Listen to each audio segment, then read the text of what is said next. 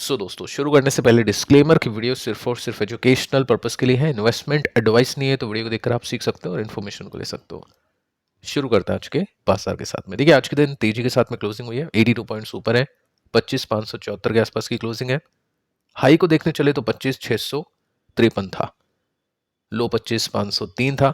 तो ठीक है, कहीं ना कहीं मिड में क्लोजिंग दी है निफ्टी ने, यानी कुछ खास तेजी कुछ खास मंदी देखने को नहीं मिली। निफ्टी बैंक भी ठीक था, मिड कैप भी हम बोल सकते हैं ओके था, स्मॉल कैप ने भी डिसेंटली परफॉर्म किया। आधी कंपनीज के स्टॉक प्लस में, हाफ कंपनीज के स्टॉक्स नीचे। सेक्टर्स को देख लेते हैं तो आईटी ने अच्छा परफॉर्म किया, बाकी फार्मा भी ठीक था, और जो भी सेक्टर से डिसेंटली क्लोजिंग दी है निफ्टी मीडिया ने सबसे खराब परफॉर्म किया। अब देखिए एक इंटरेस्टिंग न्यूज अभी के समय आती हुई देखने को मिल रही है, जिसमें आप देख सकते हैं कि गोल्डमैन ने निफ्टी के टारगेट को बढ़ा दिया है। गोल्डमैन को ऐसा लग रहा है कि निफ्टी यानी इंडियन जो इक्विटीज है वो काफी अच्छा परफॉर्म यहां से करनी चाहिए। सो ओवरवेट की रेटिंग दी है। सो निफ्टी को गोल्डमैन देखता है एंड 2026 के 29,000 पर, यानी सितंबर सितंबर नहीं, निफ्टी एंड हम बोल सकते हैं 2026 में 29,000 तक निफ्टी पहुंचना चाहिए, जो कि यहां से कितनी परसेंट ऊपर है, 14% की अपसाइड इसमें देखने को मिलती है। सो ये न्यूज आती है 8 बजे के आसपास, और उसके बाद में मार्केट का रिएक्शन थोड़ा सा पॉजिटिव देखने को मिला है। अब देखिए नॉर्मली अपन ने देखा है कि जब भी इस तरह के जो ब्रोकर्स होते हैं कहते हैं, उसका उल्टा होता है। लेकिन पिछली बार जो गोल्डमैन ने कहा वैसा ही मार्केट के अंदर देखने को मिला। जैसे अगर मैं आपको थोड़ा सा इसमें डिटेल में आपको दिखाऊं तो सिंपली यहाँ पे आप नोट कर सकते हैं कि अक्टूबर 2024 में गोल्डमैन ने निफ्टी को डाउनग्रेड किया था, यानी ऐसा कहा था कि यहां से निफ्टी अच्छा परफॉर्म नहीं करेगा। ठीक है, उसके बाद में आप देखोगे तो अभी के समय ओवरवेट की रेटिंग दे दी है। उसके बाद में देखो पहले डाउनग्रेड किया, फिर न्यूट्रल किया, और उसके बाद में यहाँ पे ओवरवेट की रेटिंग मिल चुकी है। अब ये अक्टूबर 2024 की बात करें तो इसके चार्ट को भी आगे चल के अपन देखते हैं, और यहाँ पे आप नोटिस कर सकते हैं कि रीजन इसके पीछे का क्या है कि बाकी जो मार्केट्स हैं उनके कंपैरिजन में निफ्टी थोड़ा सा कम चला है।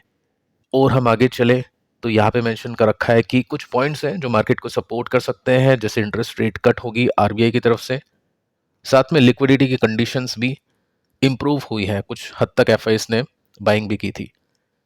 साथ में बैंक्स डी रेगुलेशन, यानी कुछ कुछ पॉइंट्स के ऊपर बैंक्स को खुली छूट दी है कि आप एक्सपोजर ले सकते हैं, वहां पे लोन्स दे सकते हैं। ठीक है, reduction in goods and service tax यानी जीएसटी को घटाना। तो ये कुछ पॉइंट्स है जिसकी वजह से गोल्डमैन को ऐसा लगता है कि निफ्टी यहां से अच्छा कर सकता है। तो पॉइंट ये है कि हम माने इनकी बात या फिर नहीं।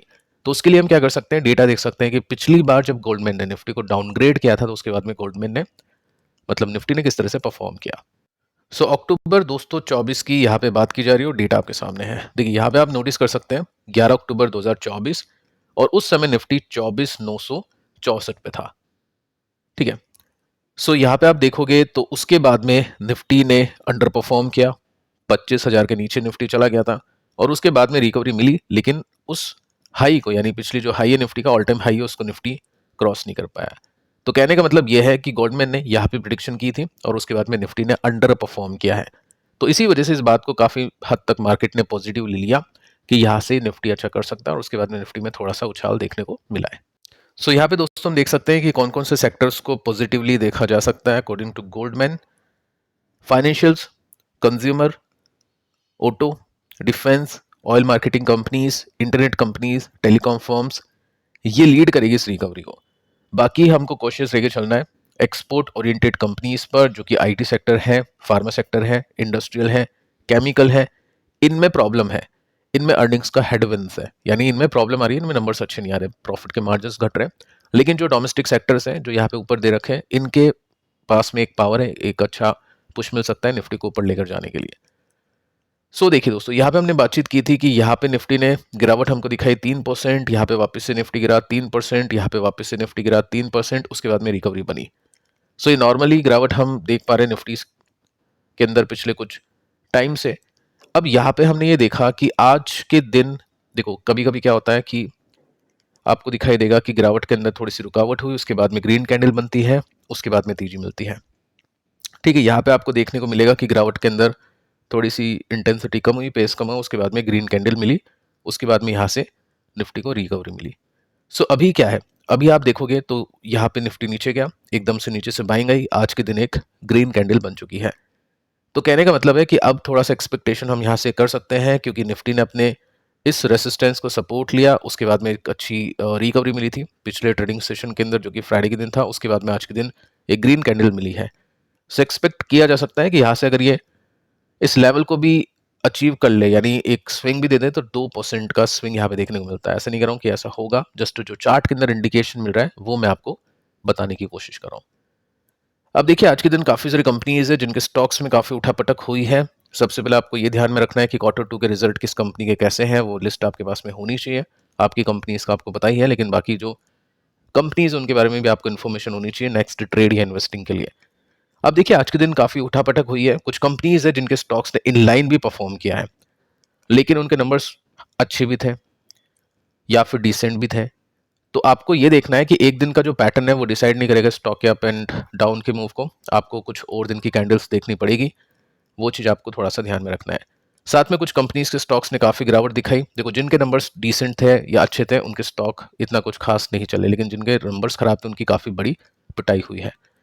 सो चेक करते हैं कुछ कंपनीज को। यूनो मिंडा को हम एक देखते हैं यहाँ पे सबसे पहले, और यहाँ पे 8% की तेजी बनी है। ओपनिंग ठीक थी, उसके अंदर कुछ खास तेजी नहीं थी, और इसके नंबर्स हमने देखे थे, नंबर्स इसके अच्छे थे। आप देख सकते हैं 280 करोड़ का प्रॉफिट एक्सपेक्टेड था, और इसके जो प्रॉफिट आए हैं 323 करोड़ के प्रॉफिट आए हैं। तो प्रॉफिट अच्छे हैं, एक्सपेक्टेशंस यहाँ पे बीट हो चुकी है, और उसके हिसाब से हमने, जैसे ये कल का चार्ट है, तो कल हमने देखा था कि यहाँ पे गैप कितना है 13% का। तो आज कुछ तेजी बनी है यहाँ पे, और गैप अब थोड़ा सा कम हो चुका है, जस्ट 4% का गैप रह चुका है। सो यूनोमिंडा दोस्तों अच्छी कंपनी है, फाइनेंशियली बहुत अच्छी कंपनी है। रिटर्न्स बेसिस पे हमने देखा इसके पास्ट की परफॉर्मेंस वो भी काफ़ी अच्छे है। ईवी और जो बाकी कैटेगरीज है उसके अंदर काफ़ी अच्छा एक्सपोर्ट करती हैं, सब चीज़ें ठीक है, तो पॉजिटिवली इसको देखना चाहिए। लेकिन अभी गैप इतना कुछ खास नहीं है, तो उस हिसाब से ट्रेडर वेट एंड वॉच ही करेगा। Next company Nykaa. देखिए रिजल्ट अच्छे नहीं थे इसके कुछ खास, लेकिन स्टॉक स्टिल 5-6% ऊपर जाके बंद हुआ। 925 का पी है।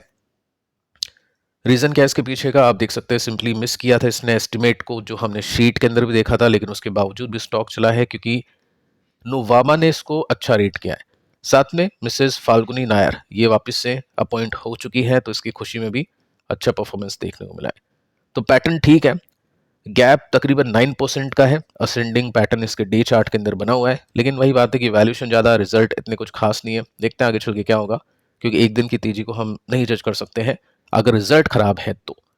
ठीक है, अब देखिए साथ में डिफेंस कंपनी के स्टॉक्स में भी अच्छी तेजी देखने को मिली आज के दिन। इनको कैसे देखना चाहिए, बीडीएल अच्छा कर चुका है, गार्डन रीच ने अच्छी तेजी दिखाई, एचएल ने भी काफ़ी सही परफॉर्म किया। उसके पीछे का रीज़न ये है कि मिनिस्ट्री ऑफ डिफेंस यानी एमओडी कंडक्ट करेंगे annual performance review 16 defence public sector undertakings यानी कंपनीज का।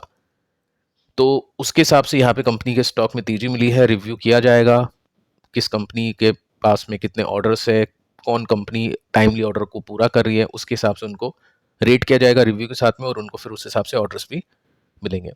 तो स्टॉक्स ने अच्छा परफॉर्म किया। एचएल की तेजी आप देख सकते हैं 4% की है, 38 का पी रेशो है इसका। साथ में अगर आप देखोगे तो जीई के साथ भी इसका एक करार हो चुका है, अग्रीमेंट हो चुका है, जिसकी वजह से यहाँ पे तेजी देखने को मिली है। लेकिन दोस्तों पॉइंट यह है कि वापस से एक रिवर्सल पेंडिंग है। जब तक डिफेंस कंपनी इसमें रिवर्सल नहीं होगा, जब तक तेजी नहीं बनेगी, और नहीं ट्रेड करना चाहिए, ऐसा स्ट्रैटेजी के हिसाब से ट्रेडर लोग सोचते हैं। ठीक है, इन्वेस्टर अपने हिसाब से देख सकते हैं सपोर्ट के हिसाब से, बाकी ट्रेडर लोग जब तक रिवर्सल नहीं हो जब तक नहीं करना चाहिए। इन्वेस्टर की भी बात करूं, वो भी ऐसा ही कुछ देख सकते हैं, इसी स्ट्रैटेजी को फॉलो कर सकते हैं, क्योंकि गैप अच्छा होता है। जैसे यहाँ पे हमने देखा बड़ी तेजी बनी, 70% का उछाल था ऑपरेशन सिंदूर की वजह से। तो ऐसा कुछ ट्रिगर अगर मिलता है, ब्रेकआउट होता है, तो ही एक्सपेक्टेशन की जा सकती है। बीडीएल 5% की तेजी, और यहाँ पे भी जब तक ये रिवर्सल देखने को नहीं मिलेगा, जब तक कोई है नहीं इसके अंदर कुछ। ठीक है, आगे चलते हैं, गार्डन रीच को देख लेते हैं। 4% की तेजी इसमें भी बनी है आज के दिन, और जब तक इसमें भी रिवर्सल नहीं मिलेगा, जब तक तेजी एक्सपेक्टेड नहीं होगी। Q2 के रिजल्ट मेन रोल प्ले करेंगे, बाकी सब चीज़ें साइड है, क्योंकि ऑपरेशन सिंदूर जैसी चीज़ें बार बार नहीं होगी। तो बेसिकली नंबर्स ही देखना पड़ेगा, और नंबर्स अगर अच्छे आते हैं, कमेंट्री अच्छी आती है, टाइमली ऑर्डर मिलते हैं, पूरे भी हो जाते हैं, तो ही स्टॉक्स में रिवर्सल होगा और स्टॉक में तेजी मिलेगी। लेकिन दोस्तों अगर यहाँ पे रिवर्सल हो गया तो फिर बहुत ही कम टाइम में पैसे बनते हैं, और यहाँ पे गैप कितना है 28% का है, तो बाकी कंपनीज में 30% का 50% का ऐसे गैप्स हैं। तो डिफेंस कंपनी इसमें वेट एंड वॉच करते हैं, जब भी कुछ होगा रिवर्सल होगा अच्छे नंबर्स या किसी भी रीजन की वजह से, देखते हैं उसके बाद में उस हिसाब से बातचीत होगी। अब देखिए कहाँ पे मतलब रिस्क कम है और रिस्क कम के बावजूद हम बोल सकते हैं वहां पे ग्रोथ अच्छी है, उसको चेक कर लेते हैं। तो अभी के समय गोल्ड एंड सिल्वर ये दो ऐसी कैटेगरीज हैं कमोडिटीज में जिनमें अच्छी तेजी बनी है और एक डिसेंट गिरावट हो चुकी है। उसके बाद में ट्रेडर इन्वेस्टर ये सोच रहे हैं कि कब वो रिवर्स करें और उसके बाद में तेजी मिले। तो आज के दिन आप देखोगे तो यहाँ पे गोल्ड ने 1.5% के आसपास की उछाल के साथ में क्लोजिंग दी है। मैं 20 की बात करूं यानी ईटीएफ की बात कर रहा हूं, ठीक है। सिल्वर 20 को देखे, ईटीएफ को देखे तो यहाँ पे 2% की तेजी बनी है। अब टेक्निकल्स के अंदर हम देखते हैं कि यहाँ पे हुआ क्या है। देखो गोल्ड की बात करते हैं, जैसे गोल्ड गिर रहा था उस समय वेट एंड वॉच करते हैं कि कैसा क्या होगा, क्या पता और गिरावट होती, क्योंकि किसी ने यहाँ पे भी लिया होगा तो उसके बाद में उसको अभी भी उसका प्राइस आया नहीं है। सो यहाँ पे हमने चेक किया कि एक पॉइंट है जो कि रेसिस्टेंस का बना हुआ है काफी टाइम से, इसको गोल्ड पार नहीं कर पा रहा है। तो जब तक इसको पार नहीं करेगा, जब तक कोई रिवर्सल नहीं है, सो यहाँ पे एक रिवर्सल देखने को मिल चुका है, ठीक है। तो गैप कितना है अब इसमें, ऑल टाइम हाई में 6% के आसपास का गैप देखने को मिलेगा।